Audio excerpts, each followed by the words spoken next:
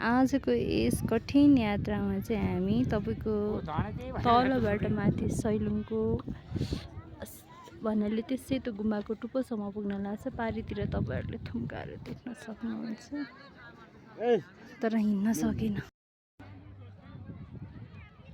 हो फाइनली हामी चाहिँ माथि छोडिदिनमा आइपुग्न लाग्यो। निकै धेरै बाटो।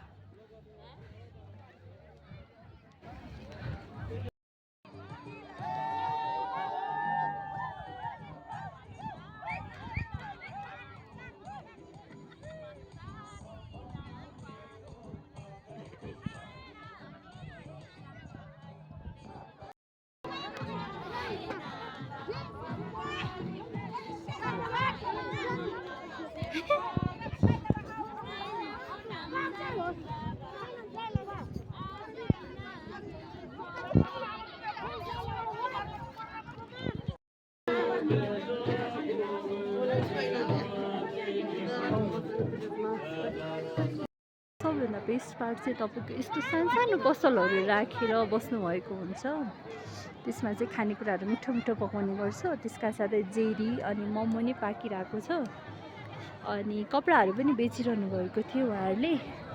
अनि मान्छेहरू विभिन्न स्थानमा बसेर इन्जोय गरिरहनु भएको थियो।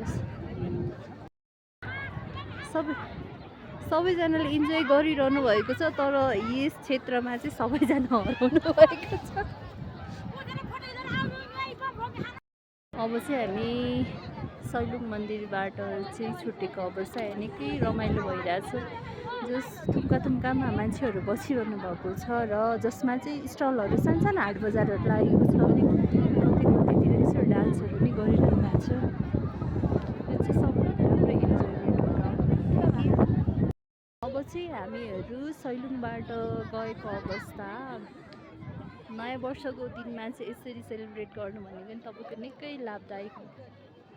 यहाँ चाहिँ छोडिदिनहरू रहेको छ। त्यसको साथै यहाँ चाहिँ डम्फुवाला डान्सहरू गरिरहनु भएको छ। सायद यही स्थानको स्थानीय बासिन्दाहरू हुनुहुन्छ होला उहाँ। निकै ओह्रालो बाटोहरू रहेको छ, हेर्न डर लाग्दो।